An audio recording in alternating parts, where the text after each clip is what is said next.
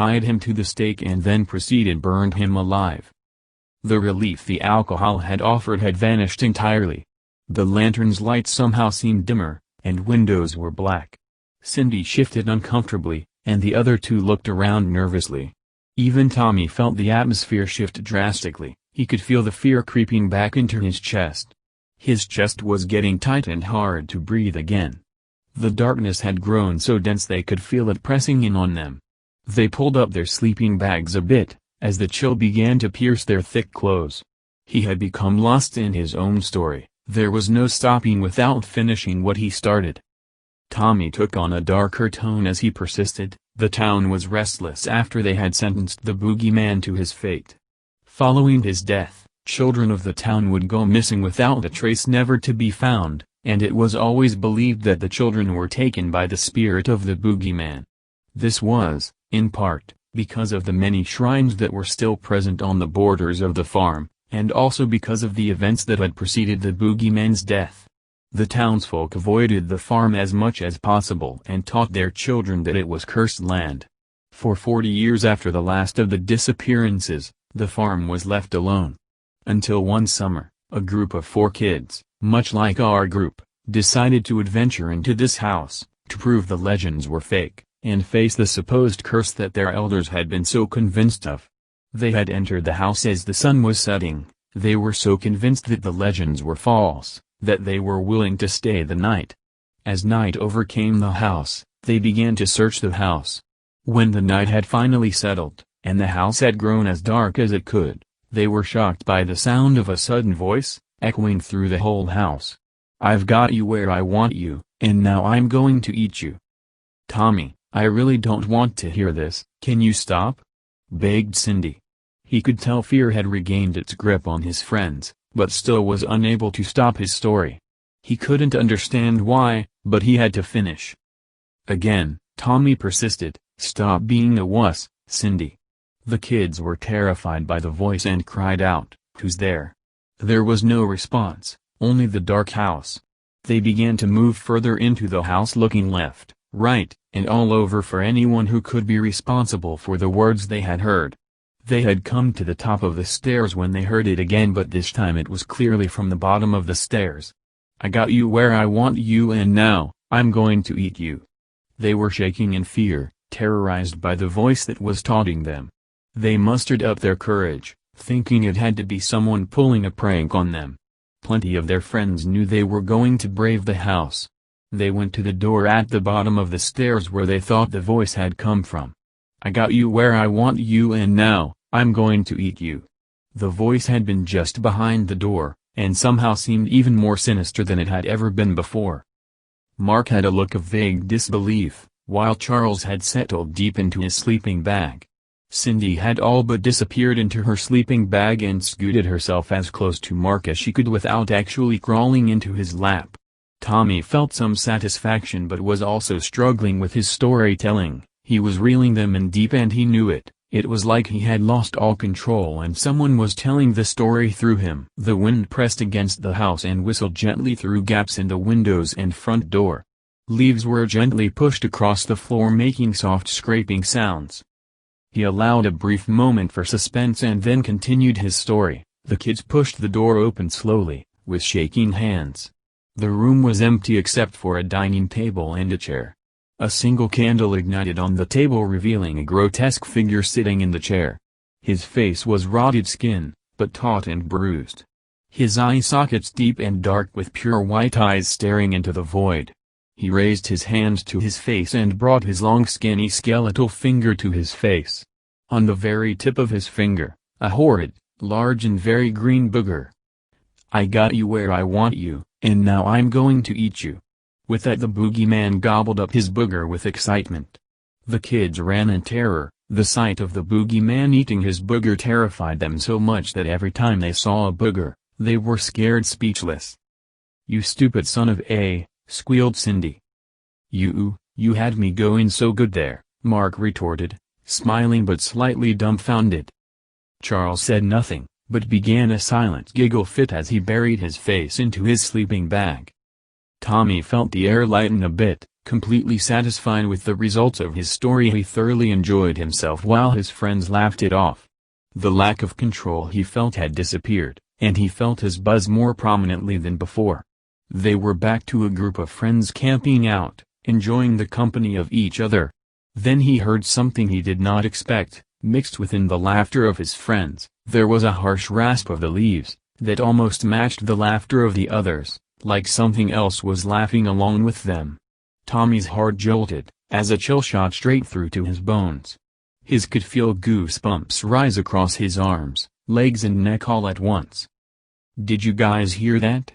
Tommy asked as the group's laughter subsided. "Bro, you already got us, we're not going to feed right back into it," Mark responded with a big smile. Tommy stared at Mark for a moment, unsure of this feeling of dread, but decided that it must have been his imagination. He responded, "Haha, you're right man, let me get some more of that 151. Mark passed a bottle and Tommy took a drink, gulp after gulp, until he felt his uneasiness fade a bit more. His mind quieted a bit, but was still on edge. He was no longer imagining what could go wrong, but instead felt as if they were on the edge of a cliff, about to plunge to their doom. Mark, who had drunk quite a bit more than the others, out of nowhere, announced his amazing idea to the group. Okay, let's do something cool. I'm actually starting to enjoy this a bit." "Whatcha thinking?" asked Cindy. "We should play hide and seek," Mark said with a maniacal expression. Cindy nervously laughed while saying, "You would come up with something worse, while we're already in the middle of this bull." The group's vibe had smoldered quickly, as everyone realized this meant they would all have to go off by themselves, alone, in this creepy house. Charlie and Cindy contested heavily, until Tommy spoke up, "Good idea, Mark. I'll even go first." Tommy's half-hearted smile must have worked. They stopped complaining and begrudgingly, Charles and Cindy wandered into the darkness, each with their own flashlight, quickly followed by Mark, while Tommy stayed alone in the living room. Tommy watched as they walked around the corner and out of sight. He began by closing his eyes to the world and methodically counting out loud. 1. The wind rustled the leaves a bit more as the sounds of footsteps disappeared. 2. A steady slow creak reverberated through the house. 3. Complete silence engulfed Tommy, only his own breathing could be heard. 4. The air grew dense and his heart began racing. 5. He began to realize he was entirely alone. 6. Unable to withstand it anymore, he opened his eyes to the dimly lit room. 7. Panic began to set in. Tommy gently turned up the lantern to brighten its flame. 8. He stood, in his place, staring desperately into the hallway, dread flooding his mind, and chills through his body. 9. He braced himself internally, damn it. 10. Here I come. Tommy carefully stepped into the hallway, flashlight in hand. He bounced it from the left wall to the right wall and back, while he wandered deeper down the corridor opposite the front door. All the liquid courage had drained from his veins, only to be replaced with an icy chill. It reminded him of a time he'd gotten a saline drip during his last hospital visit, the little warmth he had washed away from his limbs and stomach with every step he took. He felt sickly, and cold sweats had come over him by the time he reached the bottom of the stairs. The hallway corridor was small and made Tommy feel claustrophobic. The candle holders on the wall were extremely rusted, and thick with grime. There was fresh wax melted onto the sides which Tommy thought was odd, but couldn't focus on what that could mean. The only other thing in the hall was a door at the bottom of the stairs on Tommy's right, opposite the living room they had been nesting in. There was no handle, just a brass ring, so Tommy pushed on the door. The wood groaned with the stress of being pushed, but didn't budge a bit. Must be locked somehow. Tommy wasn't inclined to pursue. Anything locked up in this house needed to stay that way. He slowly began climbing the stairs. With every step there was a jarring creak in the boards. How did I not hear this when I was counting? The silence was suffocating, so every little sound that he made was surprisingly loud. This only added to his anxiety. He felt like he needed to be quiet, to not be heard. Tommy reached the top of the stairs to see another small hallway running the same direction that the hall below had run. It was almost identical, except there was no front door at the end. Instead there was large window, and there were 3 doors in this hallway, 2 on his right side, and 1 on the side with the staircase entrance. There was a muffled thump from the bedroom at the end of the hall on the right. Bet they're freaking out just as much as I am. Tommy felt a small bit of relief. He knew being with at least one person would make this more bearable. He walked quicker as he went to the room's door. Another brass ring, but when he pushed on this one it swung open. There was a small bed with bedside tables on either end, all covered in a thick layer of dust. The dust on the floor had been stirred a bit as if someone had walked through it, but Tommy could not make out any footprints. The trail of disrupted dust led to a large wardrobe at the back of the room. Tommy crept up to the wardrobe, but did not wait long before throwing it wide open. To his surprise there was nothing inside, just more thick dust and an old farmer's shirt hanging up, well worn and rotted. A very soft noise came from behind him, like someone moving on the bed. Tommy's heart jumped into his throat as dread overtook him. His mind was racing. He spun on the spot expecting one of his friends to be sitting there, holding back a laugh at their little trick on him. Instead, there was a black figure on all fours. 2 eyes were barely visible on a disfigured, blackened face. It was too dark to make out anything clearly. As soon as Tommy saw it, before he could shine the flashlight, the creature flung backwards off the bed and scurried out of the bedroom with terrifying speed and an unnatural way of crawling on all fours, like it had a twisted spine that forced it to crawl. At that same moment wind blew in from the only window in the room and the bedroom door slammed shut. Tommy sat down right where he was, clutching his chest. "What in the hell was that?" he said to himself out loud. It didn't look like any animal he had ever seen, and it definitely was not human. Tommy had experienced a new feeling, absolute terror. He registered that he was in shock, but he couldn't fight it. He didn't know how he could. Then he thought of his friends hiding somewhere in the house still, and got a bit of his strength back. "We need to get the fuck out of here, now." Jumping to his feet, he was no longer worried about being quiet, he knew there was something there now. Running to the door, he grabbed the brass ring and pulled. The door wouldn't open, the wind behind him continued blowing and there was scraping sound that began to get loud behind him, like something being dragged across wood. Tommy felt his heart jump again but wouldn't look back. He pulled and pulled, until finally the door swung open. He ran into the hallway and spun around, shining his flashlight toward the sound that was behind him. There was nothing, just the same bed and tables. He had been sure though, there was definitely something behind him. He couldn't remember a time in his life when he had felt this helpless. Tommy looked around the hallway again, wondering where the creature had gone. "Guys, let's go, screw this, we need to get out of this house," Tommy yelled. A few moments went by, and the house was just as sickeningly quiet as it had been since his friends went to hide. He took a step towards the door across from the room he had come out of. Then he heard a voice call out, "I got you where I want you, and now, I'm going to eat you." He couldn't believe it. Here he was wondering if he'd actually crap his pants in terror. While some freaky, unknown creature running around in this horrid house, his friends were messing with him. It had sounded like Mark, but he wasn't sure exactly where he heard it from, either the door near the stairway or back downstairs.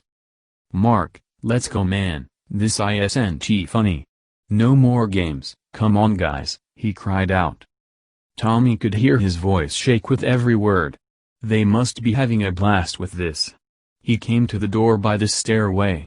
They had to be here, Tommy was convinced of it, there was nowhere else that voice could have come from. He placed his hand on the door, ready to face whatever could be on the other side. Taking a deep breath he began to push.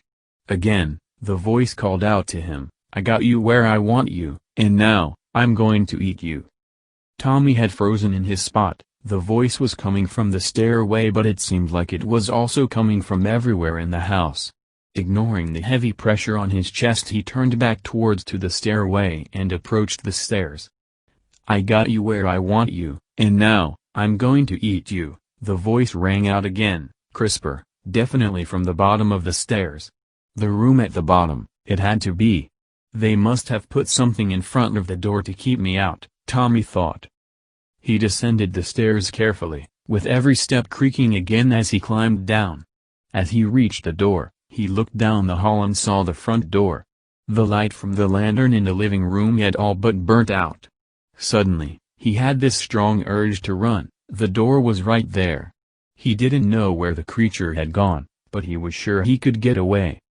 His thoughts seemed to run rampant. You can't leave your friends. You can't. You have to get them out. You have to. Mark's voice sounded as clear as being in the living room earlier. I got you where I want you, and now I'm going to eat you. Tommy looked at the door by the stairs. Thinking about wringing Mark's neck gave him just enough courage to push on the door again. It gave away easily this time, and soundlessly swung open to an almost pitch-black room. The moonlight shone through the window opposite of Tommy, just enough to cast silhouettes of his friends sitting at a dining table. One on each side of the table and one in the middle. A candle ignited in the middle of the table, casting just enough light on the room for Tommy to see everything. The table was covered with body parts and organs, all on display on serving dishes. There was blood on everything, the dishes, the table, the floor, the walls, and it was even spattered across the ceiling. His friends' heads had been attached to scarecrow bodies in each of the seats at the dining table, leaving only one seat with a headless scarecrow. Tommy couldn't comprehend what he was looking at. How? How is this? What? Tommy's thoughts trampled over each other. The urge to run came back even fiercer than before. He had to run. He needed to get away as soon as he possibly could. Tommy was still frozen where he stood, unable to run, unable to do anything. He just kept looking at the scene of his friends posed around a dinner table of their own body parts. Then he heard it from right behind him. A soft voice, mixed with a scratching sound, like the leaves on the floor being blown about. It whispered into his ear. I got you where I want you, and now, I'm going to eat you.